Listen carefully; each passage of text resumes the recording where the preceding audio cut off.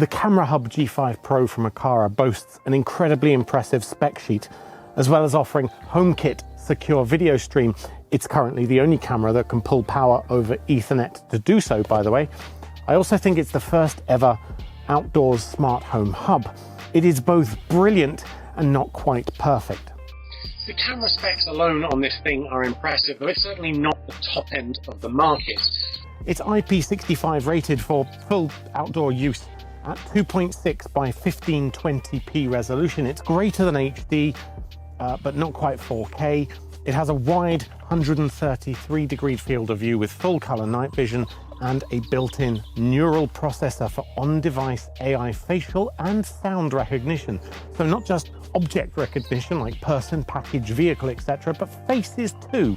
It knows exactly who is at the door and can create automations around that, in theory anyway. It has a built-in 32GB storage with 30 days trial of the cloud plan and local network connectivity. HomeKit secure video is supported, as well as Google Home and Amazon Alexa compatibility, but it's also Matter compatible. It's a Matter controller with a thread border router built in, Zigbee bridging functionality. Essentially, it's an Aqara M3 hub mushed along with a security camera and made to work outdoors. I'm genuinely blown away. Let's take a closer look and see if it actually works. I'm James Bruce, you're watching MatterAlpha.com reviews. First up, installation. It's pretty easy, but one small point that's seemingly not mentioned anywhere in the official manual or installation videos is how to actually mount this thing to a wall. Like, where do you screw in? Well, you'll find a small rubber cap on the base next to the pairing codes. If you pull that out and then unscrew the tiny little Phillips screw, then this base can be slid off. You can then screw the mounting plate to your wall and slot it back on, securing that screw again and covering it back up with the rubber plate. Now here's where I hit the first snag with this camera. The mount has a somewhat limited range of adjustments, so it can spin on the base, it can extend to allow you to angle that, but it's not a full 3 degrees of freedom. So my view of the front door here is somewhat skewed. It's still usable, but it's not nearly as versatile as, say, the Reolink camera that I had up there before, which could freely rotate. There's also no pan or tilt. It's a fixed view camera, so placement is more important and worth putting a little extra thought into. Now, this model draws power from a PoE connection or Ethernet, which is brilliant. I hate battery cameras and I have power over Ethernet infrastructure anyway. If you don't already have a PoE set up, then you'll need to use a power injector, which is basically just a little box that you plug your network cable in plus some power. Or you can use the USB socket, but it's a lot neater to use power over Ethernet. There's also a Wi-Fi model, but I haven't tested that. And as far as I know, it still needs a power cable. There's no battery inside of it. So let's talk Matter support for a moment, because this is where things can get confusing. The Camera Hub G5 Pro is both a Matter controller itself and a Matter bridge. That means it can be your smart home hub entirely within that camera. And it's a very capable one at that. Like I said, it's basically a Hub M3 built in plus a camera, but being situated outside might mean it's difficult to reach some of your sensors. So I probably wouldn't suggest using this as your only and main hub, but as a bridge, it's great for devices that are closer to this than your main controller. So of course, it can also be a part of your existing Matter network. It can bring a number of sensors and data into what you have already, and it can bridge other things that you add to this, such as Zigbee door sensor or Thread motion sensor. But to further complicate matters here, you should know that the camera itself, the camera feed, is not Matter compatible. Camera support has been promised in the Matter specs for a few years now, but has not yet been realized. Most controllers are still working their way through Matter 1.2 and 1.3, so the chances of seeing camera support, even if, say, Matter 1.5 did add it, would still be slim. But it also doesn't matter, because the camera, the video feed, is fully compatible with Apple Home secure video, as well as Google Home, Alexa, and if you enable the RTSP stream, then you can bring it into any number of third-party applications. Let's talk about the camera performance, the motion detection, the events and the AI, that sort of thing. 2 points really impressed me here and one slightly disappointed. So firstly, the timeline view of events in the Aqara interface and the responsiveness of that when viewing them is superb. Again, I'm used to using Reolink cameras throughout my property, and there's always a slight delay, whether that's retrieving the event or scrubbing through them. It's a bit frustrating. On the Aqara Camera Hub G5 Pro, it's really responsive. I was able to scroll through the events and start playing them almost instantaneously. And that goes for Apple Home too. If you open up Home, it's right there straight away. You don't need to click load or wait seconds for it. You can just click on it and it's right there.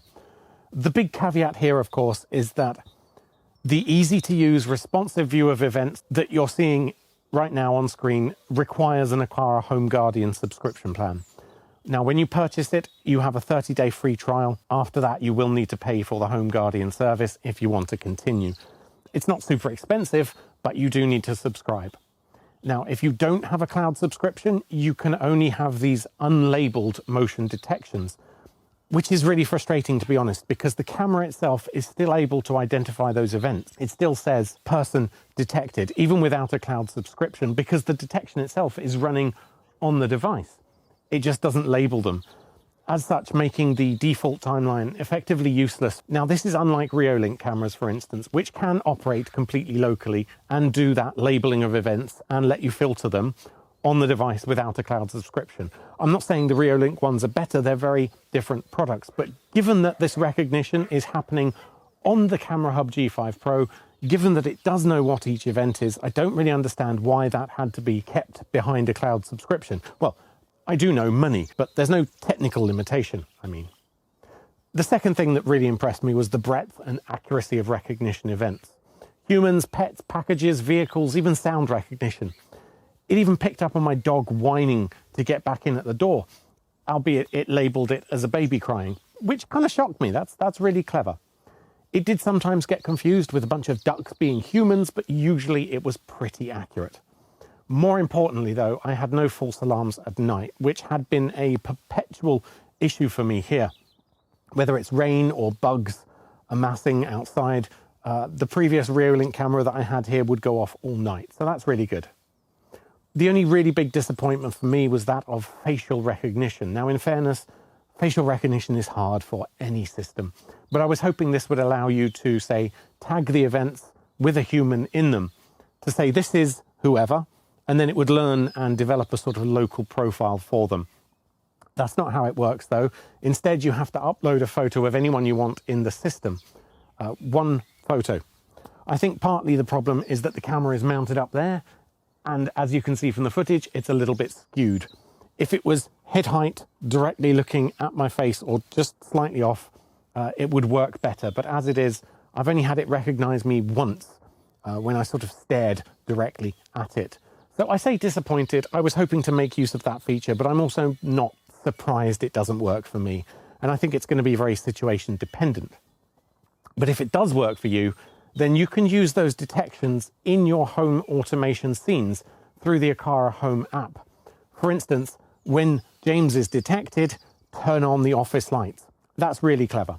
For Apple users with an active iCloud Plus subscription, you can record events from the camera too without using up the storage space on your iCloud account. And if you have photos in your iCloud storage, you can also use the Apple face recognition engine. And given how good it is generally in the Apple Photos app, I suspect it'll be better at identification with the footage here. I mean, it has a larger data set to work with anyway than the one single photo that Aqara Home allows you to add. Ultimately, I have far too many photos to justify the cost of iCloud Plus, so I couldn't test that feature out. You do have to have your entire photo library in your Apple account to do the facial recognition things. You can't just say only upload and use photos with people in it. It's an all or nothing affair, and unfortunately my 2 terabytes of photo data is not going to work like that. But despite the apparent reliance on subscriptions, I don't want to be too negative about the various cloud plans, because you do also have lots of other options. Once you've enabled the RTSP video stream, you can ingest all the footage 24/7 into some other network video recorder or third-party application that may offer similar events tagging and AI features, etc. It works with Scripted, for instance. That's a yearly subscription, though I'll also add. My point is that you're not tied to one cloud plan from Aqara. You do have options, and that's great. You can also just have the camera save any recorded clips without AI analysis directly to a shared folder on your network storage or even on your Mac.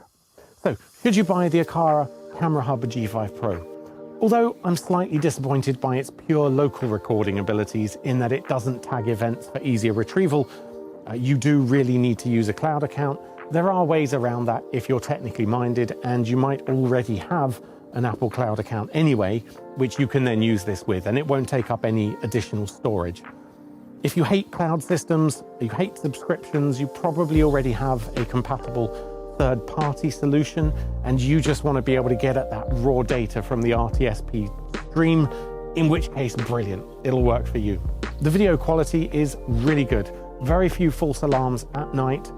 Clear audio. The only downside is that it doesn't pan tilt. It's a basic angle it and forget it camera. And on top of that, the mount is quite restrictive in that if you have it off to the side like I do here, your image will never be straight. And that also limits the usefulness of facial recognition.